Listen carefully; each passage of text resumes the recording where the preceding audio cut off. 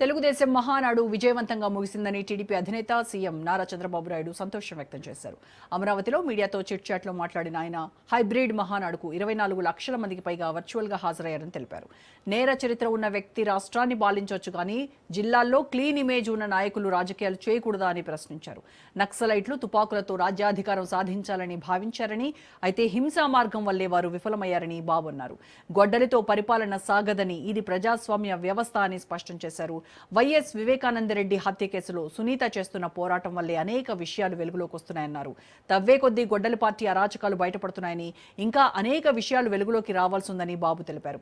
ఇక మహిళలకు 33% రిజర్వేషన్లు కల్పించాలన్న టీడీపీ నిర్ణయం దేశవ్యాప్తంగా చర్చకు దారితీస్తుందని, భవిష్యత్తులో అన్ని రాష్ట్రాలు ఇదే విధానాన్ని అమలు చేసే పరిస్థితి వస్తుందని చంద్రబాబు అభిప్రాయపడ్డారు. ఇక చంద్రబాబు వ్యాఖ్యలకు సంబంధించి పూర్తి ఇన్ఫర్మేషన్ మా ప్రతినిధి సంతోష్ విజయవాడ నుంచి లైవ్ లో అందిస్తారు. సంతోష్, మహానాడు వేదికగా టీడీపీ తీసుకున్నటువంటి 33% మహిళా రిజర్వేషన్ బిల్లుకు సంబంధించి దేశవ్యాప్తంగా, అంటే జాతీయ స్థాయిలో ఈ బిల్లు పెండింగ్ లో ఉన్నప్పటికీ కూడాను రాష్ట్ర పరంగా, పార్టీ పరంగా ఇలాంటి డెసిషన్ తీసుకోవడం అనేది దేశవ్యాప్తంగా ఎలాంటి మెసేజ్ ఇవ్వాలనుకుంటోంది టీడీపీ?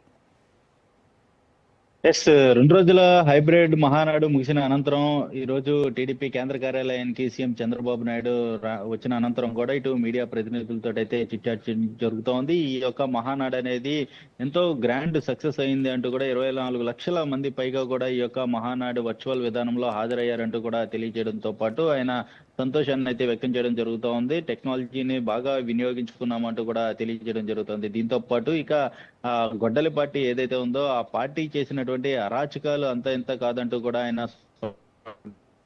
స్పష్టం చేయడం జరుగుతోంది. సైకో కంటే కూడా ఈ గొడ్డల పార్టీ పెద్ద ఎత్తున అయితే ప్రజల్లోకి వెళ్ళింది. వారి గత ప్రభుత్వంలో చేసినటువంటి అరాచక పాలన ఏదైతే ఉందో అందరూ కూడా ఇప్పుడు ప్రస్తుతం ప్రజలందరూ తెలుసుకుంటున్నారు. దానికి ఉదాహరణ ఏదైతే బాబాయ్ హత్య కేసులో భాగంగా కూతురు సునీత ఎంత పోరాటం చేసింది, అయినప్పటికీ కూడా దానికి సంబంధించినటువంటి న్యాయం జరగలేదు. ఆత్మశాంతి కోసం న్యాయం జరిగేందుకు కూడా ఇటు సునీత తిరుగుతున్నటువంటి అంశాలను అయితే ప్రస్తావించడం జరుగుతోంది. అంతేకాకుండా ఏదైతే గత 30 ఏళ్ల క్రితం కడప జిల్లాలో ఏదైతే పాలెగాళ్ల రాజ్యం ఏదైతే ఉందో ఆ పుస్తకాన్ని ఇప్పుడు ప్రజలందరూ చదువుతున్నారు అంటూ కూడా ఇటు ప్రజలందరూ తెలుసుకుంటున్నారు. ఇటువంటి అన్ని అంశాలు అయితే కనుక చంద్రబాబు నాయుడు ప్రస్తావించడం జరుగుతోంది. దీంతో పాటు మహిళా రిజర్వేషన్ అనేది కూడా ఎంతో కీలకంగా వ్యవహరించడం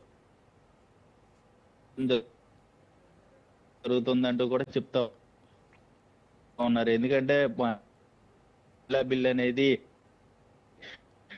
చెప్పటికీ కూడా రాష్ట్రంలో హామీ ఇవ్వడం పెద్ద ఎత్తున ప్రజల్లోకి అయితే వెళ్ళినటువంటి పరిస్థితులు కూడా కనబడతా ఉన్నాయి. అన్ని ప్రజల్లోకి వెళ్ళడమే కాదు, అన్ని రాష్ట్రాలు కూడా ఈ యొక్క అంశాన్ని అయితే కనుక ప్రస్తావించడం జరుగుతుందంటూ కూడా సీఎం చంద్రబాబు నాయుడు తెలియజేయడం జరుగుతూ ఉంది. అయితే ప్రధానంగా మహిళా రిజర్వేషన్ అనేది కూడా కొంతమంది వ్యతిరేకిస్తున్నటువంటి నేపథ్యంలోనే ఇక రాబోయే రోజుల్లో మహిళా రిజర్వేషన్ బిల్లులు అందరూ కూడా యాక్సెప్ట్ చేసే అవసరం ఉంటుంది. ఎందుకంటే భవిష్యత్తును మార్చే అవకాశం అనేది కూడా ఈ మహిళా రిజర్వేషన్ బిల్లు అనేది కూడా చెప్తా ఉన్నారు. దీంతో పాటు డీలిమిటేషన్ ప్రక్రియ ఏదైతే ఉందో 50% నియోజకవర్గాలు పెంచే అంశం ఏదైతే ఉందో దాన్ని ఈ రెండు కలిపి వస్తేనే అందరికీ న్యాయం జరుగుతుంది. అప్పుడే మహిళలకి ఎక్కువ ప్రాధాన్యత కల్పిస్తుంది. తెలుగు టీడీపీ పార్టీ ఎప్పుడు కూడా మహిళలకు అండగా ఉంటుంది. మొదటి నుంచి టీడీపీ ఆవిర్భావం నుంచి కూడా ఇటు మహిళల పక్షపాతిగా ఉంటుందంటూ కూడా సీఎం చంద్రబాబు నాయుడు ఈ రోజు మీడియాతోటి ముచ్చటించడం జరుగుతూ ఉంది. ఇక డీలిమిటేషన్ మహిళా రిజర్వేషన్ల అనంతరం కూడా భవిష్యత్తులో కూడా అనేక విధాలుగా కూడా మహిళలకి అండగా ఉంటామంటూ కూడా తెలియజేయడం జరుగుతోంది. దీంతో పాటు ఆ ఏదైతే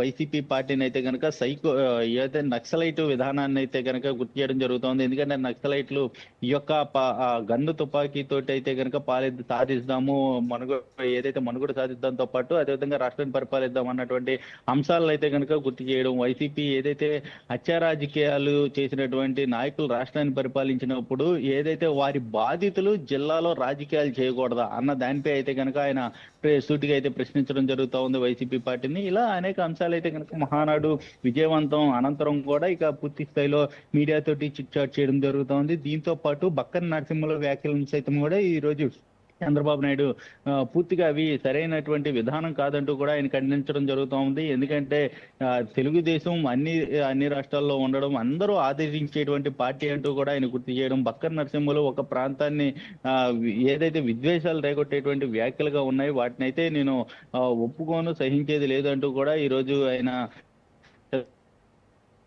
చంద్రబాబు నాయుడు ఏదైతే సీఎం చంద్రబాబు నాయుడు అయితే కనుక మీడియా ప్రతినిధులతోటి ముచ్చటించడంతో పాటు తెలంగాణ నాయకులతోటి టెలికాన్ఫరెన్స్ నిర్వహించినటువంటి నేపథ్యంలో కూడా అక్కడ సీఎం చంద్రబాబు నాయుడు ఆ తెలంగాణ నాయకులతో అయితే ఉద్దేశించడం జరుగుతోంది. ఎందుకంటే తెలంగాణలో సైతం కూడా ఈ యొక్క మహానాడు వర్చువల్ విధానంలో హాజరైనటువంటి నేపథ్యంలోనే ప్రతి ఒక్కరికి ధన్యవాదాలు తెలియజేయడంతో పాటు బక్కన నరసింహులు చేసినటువంటి వ్యాఖ్యలు సైతం కూడా సీఎం చంద్రబాబు నాయుడు ఖండించినటువంటి పరిస్థితులు కూడా కనబడతా ఉన్నాయి. ఎందుకంటే ఒకప్పుడు పాలన కంటే ఇప్పుడు ప్రస్తుతం ఉన్నటువంటి పాలన తెలంగాణలో కూడా ప్రజాస్వామ్య పద్ధతిలో వెళ్తుంది అన్నటువంటి అంశాలు, ఇటువంటి అన్ని అంశాలు కూడా కూలంకషంగా తెలంగాణలో చర్చించడం కూడా జరుగుతోంది. ఇటువంటి ఈ మహానాడు అనంతరం కూడా జరిగినటువంటి పరిణామాలపై కూడా ఈ రోజు సీఎం చంద్రబాబు నాయుడు సంతోషం అనేది కూడా వ్యక్తం చేసినటువంటి పరిస్థితులు అయితే నెలకొన్నాయి.